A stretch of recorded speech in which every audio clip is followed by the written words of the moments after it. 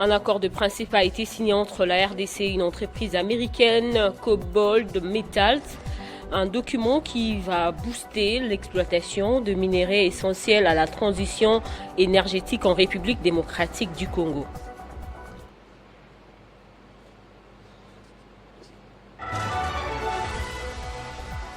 Au Proche-Orient, une frappe israélienne a touché hier jeudi le complexe de l'église catholique de la Sainte Famille en plein cœur de Gazaville. 3 civils ont été tués, dont un homme de 60 ans et une femme âgée de 84 ans, et plusieurs autres personnes ont été blessées, notamment le prêtre de la paroisse, le père Gabriel Romanelli. Le pape Léon XVI a élu récemment après le décès de pape François, s'est dit profondément attristé par cette attaque. C'est l'heure du journal sur Télé 50. Madame, Messieurs, merci de nous suivre. C'est un accord qui va booster l'exploitation des minéraux essentiels à la transition énergétique en République démocratique du Congo. Le président de la République, Félix Tshisekedi, a présidé en personne la cérémonie des signatures de l'accord de principe. Cobalt Metals est une entreprise américaine basée à Berkeley, en Californie, spécialisée dans l'exploration minière assistée par l'intelligence artificielle. Elle a l'ambition de créer de milliers d'emplois et d'investir près d'1 milliard de dollars américains dans le secteur. Commentaire de Gaëtan Koubabouranti. La RDC reste le géant mondial des minerais comme le cobalt et le lithium utilisés dans les batteries des voitures électriques. Mais jusqu'à récemment, la Chine dominait ce secteur. Cet accord avec Cobalt Metals, une entreprise américaine soutenue par des investisseurs comme Bill Gates et Jeff Bezos, vise à diversifier les partenaires de la RDC et à utiliser des technologies modernes pour explorer ses richesses. Concrètement, cet accord de principe signé à Kinshasa permet à Cobalt Metals d'utiliser l'intelligence artificielle pour trouver de nouveaux gisements, notamment à Manono, un des plus grands sites de lithium au monde. L'entreprise promet d'investir plus d'1 milliard de dollars pour développer le projet. L'accord inclut aussi la création des milliers d'emplois en RDC et la mise en place d'une base de données géologiques pour mieux gérer ses ressources. C'est une première étape qui va changer la donne pour l'économie congolaise. Mais il y a des défis sécuritaires. La RDC fait face à des problèmes d'instabilité, surtout dans l'Est, près de Manono, où des conflits armés persistent. De plus, un différend autour des droits sur ce gisement impliquant une entreprise australienne et une chinoise doit être résolu.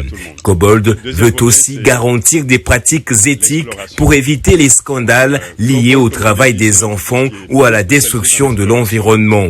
Cet accord marque une volonté de la RDC de se tourner vers des partenaires occidentaux, particulièrement américains, et de moderniser son secteur minier.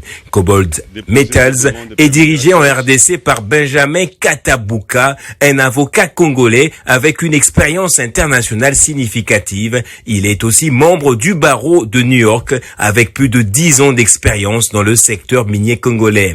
Mais le succès de ce partenariat dépendra du retour de la paix et de la transparence dans la gestion des ressources par les autorités congolaises. Si tout se passe bien, ce partenariat pourrait faire de notre pays un acteur clé de la transition énergétique mondiale grâce notamment à l'accord de paix signé avec les Américains. Permettre à ce que ce projet soit développé par Cobalt Metals, notre entreprise. Renforcement de la coopération bilatérale et des mécanismes de travail conjoints. Le ministre d'État qatari chargé de l'Intérieur, Cheikh Abdulaziz bin Faisal, s'est entretenu séparément hier jeudi à Doha au Qatar avec Vincent Biruta, ministre de l'Intérieur du Rwanda, et Jacquemin Shabani-Luko, vice-premier ministre en charge de l'Intérieur de la République démocratique du Congo. Les négociations entre le représentant du gouvernement congolais et les rebelles du M23 sont toujours en cours à Doha, capitale du Qatar. Ces discussions visent à faire aboutir les deux pays à un accord de paix pour mettre fin à la guerre dans l'est de la RDC. Mais sur le terrain, les armes continuent de crépiter, notamment dans les territoires de Rutshuru, de Massissi et de Nyiragongo, dans la province du Nord Kivu. La société civile veut s'impliquer davantage dans le processus de paix en RDC. C'est dans ce cadre que les organisations de la société civile ont échangé avec l'un des facilitateurs de l'Union africaine. Plusieurs recommandations ont été réformées. Catherine Samba Panza et Salewok Zeoudi, co-facilitatrices des ICANN, ont échangé avec les organisations de la société civile de la RDC. En marge de cette rencontre, la société civile congolaise associée à l'autorité coutumière a exprimé sa profonde inquiétude face à l'aggravation de la crise sécuritaire, institutionnelle et sociale en RDC. Elle a fustigé la montée des replis identitaires et du discours de haine et a exhorté à la co-facilitation de la médiation de l'Union africaine de prendre en compte les deux volets de la crise par un dialogue politique interne et un cadre régional inclusif intégrant l'ensemble des pays voisins concernés, particulièrement l'Ouganda et le Burundi. Nous avons également demandé que la société civile congolaise soit associée à travers un cadre de consultation qui doit être permanent à côté de la médiation pour que la voix des populations, la société civile, soit entendue à tous les niveaux de négociation. Nous avons également exigé de la transparence, un calendrier très clair pour que nous sachions où nous voulons aller et que les différentes initiatives ne se chevauchent pas, que nous ayons des marches claires qui soient complémentaires à ce qui est fait, mais qui permettent d'avoir des solutions solidaires, cohérentes, endogènes et qui règlent notamment la crise interne. Ces derniers ont apporté leur contribution concernant la multiplication de cadres diplomatiques créant confusion et illisibilité du processus de paix. Également, la fermeture de l'espace civique affaiblissant les contre-pouvoirs et la participation citoyenne. Vous allez vous rendre compte que ni à Doha ni à Washington, on a parlé des victimes, alors que nous ne pouvons pas continuer à croire que nous allons résoudre les problèmes tant qu'il y a des victimes qui restent en souffrance. Et je ne vais pas parler de la crise politique qui est aussi alarmante. Donc toutes ces questions-là doivent être prises en compte et c'est pourquoi nous avons demandé qu'il y ait un processus interne qui soit inclusif et qui traite la question dans sa globalité. Parmi les recommandations formulées par la société civile, l'appel à un processus politique africain unifié, légitime et inclusif, la recommandation d'un rôle structurant de la société civile dans toutes les étapes du dialogue. La société civile exhorte également à la protection des libertés publiques et au rétablissement d'un espace démocratique ouvert. Les acteurs de la société civile restent donc mobilisés pour accompagner ce processus avec responsabilité, indépendance et engagement pour la paix. Situation sécuritaire dans la partie est de la RDC. Les caucus des élus du Sud Kivu ont échangé avec le vice-premier ministre en charge de la Défense, Guy Kabombo Mwadianvita. Dans une démarche de sauvegarde de l'intégrité territoriale face à l'agression, le représentant de la population du Sud Kivu a plaidé pour le renforcement de la présence militaire. Dans une démarche des sauvegardes de l'intégrité territoriale et des protections de la population face à l'agression terroriste des rebelles du M23, les représentants de la population du Sud Kivu ont plaidé pour le renforcement de la présence militaire afin de garantir la sécurité de la population civile. La ville d'Uvira bénéficiant d'une position stratégique dans le maillage sécuritaire de la République démocratique du Congo. Au sortir de cette audience, le président du caucus des députés du Sud Kivu, le député Obed Nyamanyoko, s'est dit satisfait des échanges au nom de la délégation. Vous savez, le front sud, il y a des sous-fronts. Il y a le front de la plaine qui va d'Uvira à Kamanyola et le front des hauts plateaux, c'est-à-dire autour de Minembwe. Alors il fallait discuter un peu pour lui montrer l'évolution sur terrain, attirer l'attention de son excellence par rapport à ces fronts-là. Comme vous le savez, les verrous d'Uvira, c'est vraiment un grand verrou. Et il faut renforcer ces verrous. Attitude de VPM de la défense, c'est vraiment très positif. Et donc, nous ne pouvons que les remercier, mais surtout, bien sûr, remercier son excellence, le président de la République, Félix Antoine Tshilombo Tshisekedi, qui fait un travail des titans, bien sûr, derrière les FARDC, mais aussi derrière les Wazalendo qui accompagnent les FARDC sur terrain. Au mois d'avril dernier, le vice-premier ministre de la Défense nationale, Maître Guy Kabombo Mwadianvita, s'était rendu personnellement à Uvira pour une causerie morale avec les troupes de la garnison d'Uvira. Par la même occasion, il avait effectué une visite de réconfort aux compatriotes Wazalendo.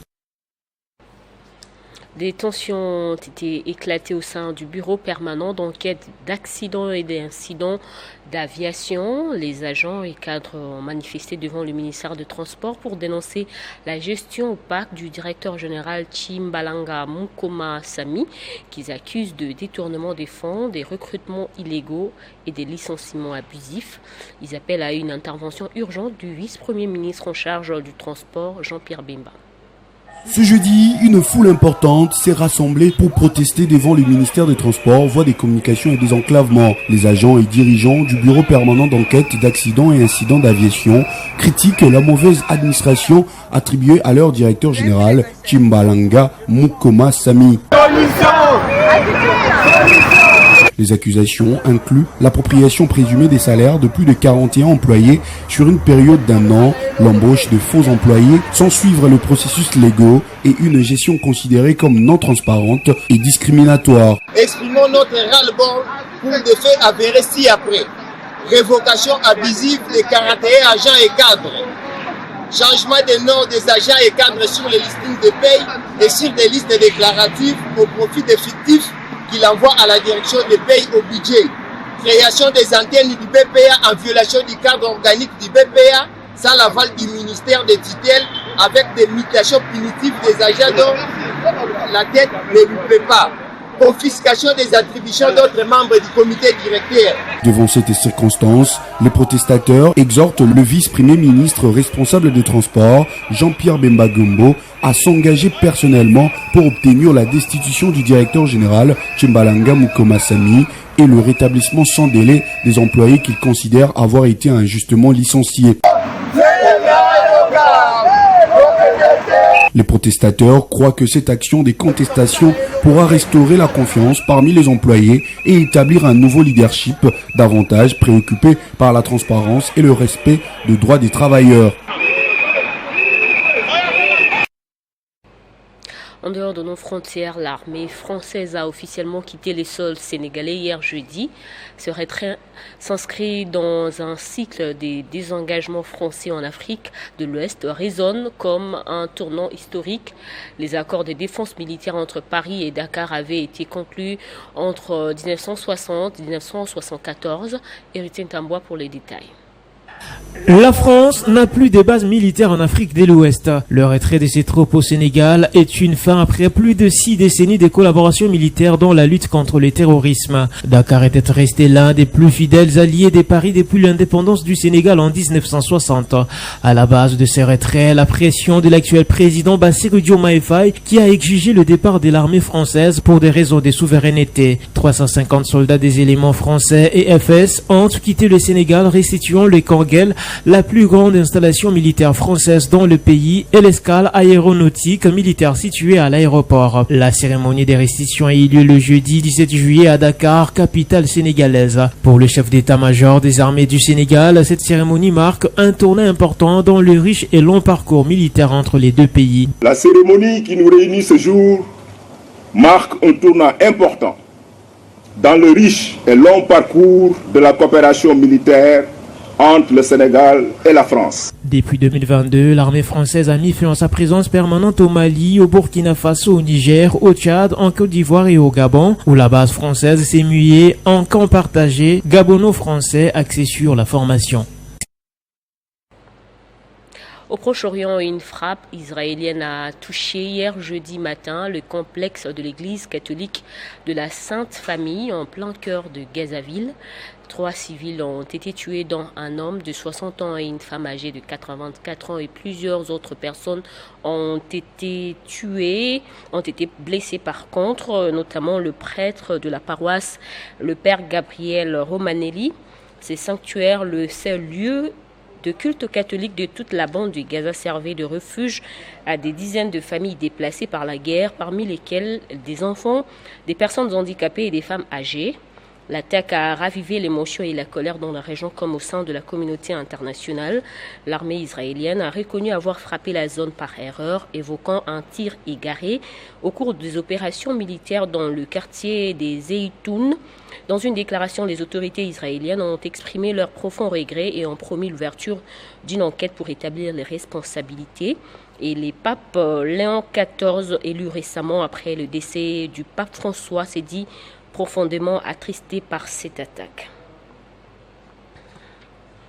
En sport, la République démocratique du Congo et les Football Club Barcelone ont signé un partenariat à valeur de 40 millions d'euros pour une durée de 4 ans. Ce partenariat vise à promouvoir la RDC avec mention RDC Cœur de l'Afrique. Après l'AC Milan et l'association sportive Monaco, c'est maintenant au tour du FC Barcelone que la RDC veut travailler sa visibilité. Un contrat avec le club catalan qui fait jaser puisque le logo du pays n'apparaîtra que sur le maillot d'entraînement des équipes masculines et féminines du Barça, et ce, malgré les montants exorbitants qui sera versés au club catalan, soit plus de 40 millions d'euros. La RDC paiera entre 10 et 11,5 millions d'euros au FC Barcelone par an au cours des 4 prochaines années. À en croire plusieurs sources, ces contrats ouvrent plusieurs brèches à la RDC. Outre les maillots d'entraînement, la promotion sera faite via les publicités du magazine du FC Barcelone et son rapport annuel. Pour l'instant, ni les Barça, encore moins la RDC, n'a officiellement communiqué sur les termes de ces contrats. Et sauf changement des dernières minutes, le FC Barcelone pourrait communiquer ce week-end, apprend-on d'une source crédible. Entre-temps, ça tire dans tous les sens et plusieurs Congolais sont indignés d'apprendre que la visibilité de la RDC ne sera faite que sur le maillot d'entraînement. Ces derniers pensent que le pays pouvait proposer mieux, c'est-à-dire orner l'intérieur avant d'aller chercher la visibilité en Europe. Pendant ces temps, le ministère des Sports et Loisirs rassure que chaque investissement est examiné et validé en Conseil des ministres, garantissant une gestion transparente et irréprochable. Affaire à suivre.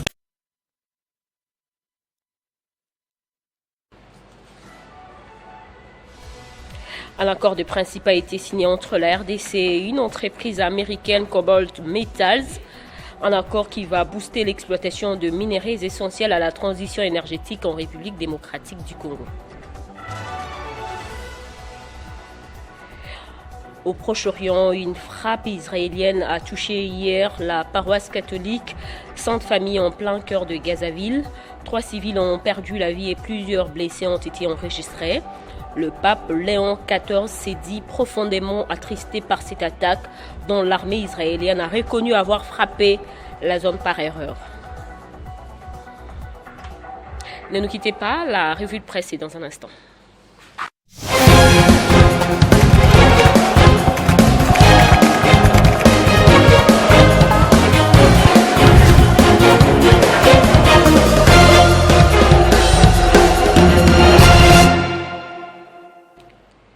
C'est avec Joël Issedona qui nous rejoint pour la lecture transversale des journaux parus ce vendredi. Bonjour Joël.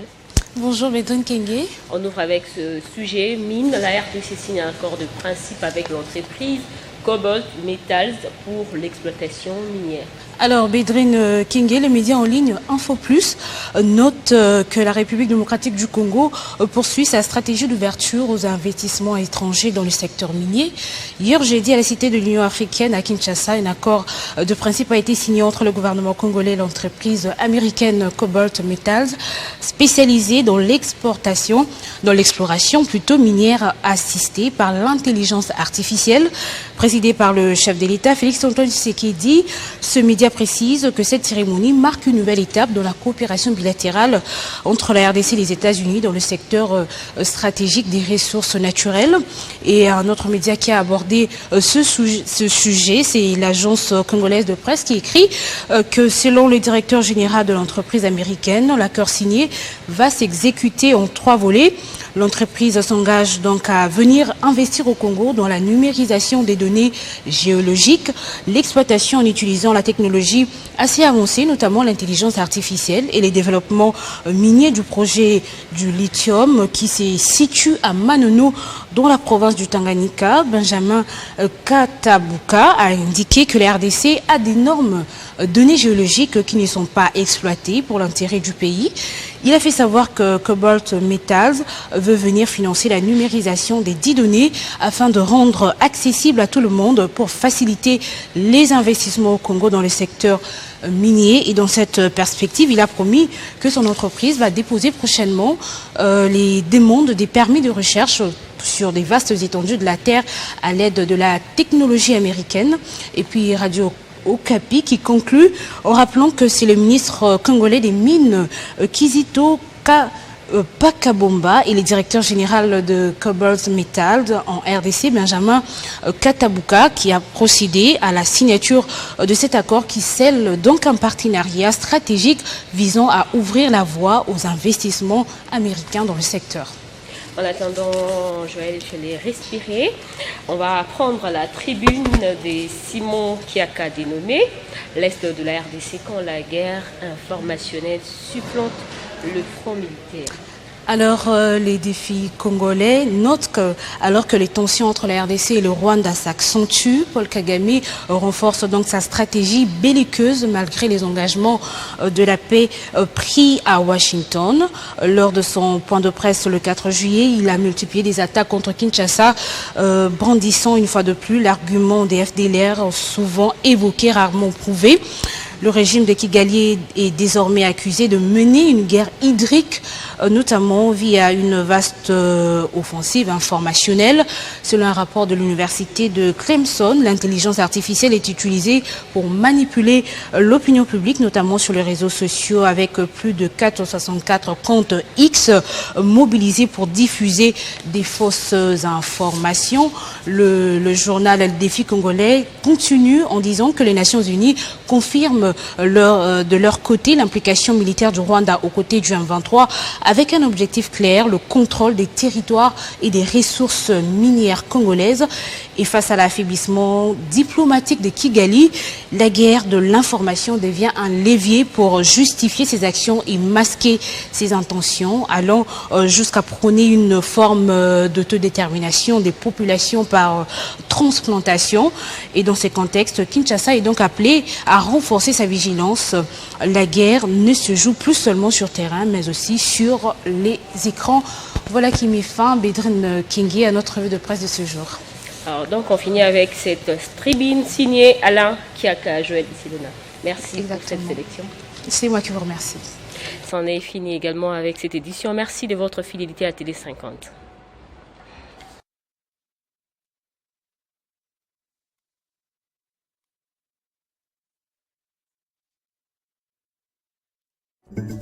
Retrouvez toute l'actualité en continu sur www.tele50.cd.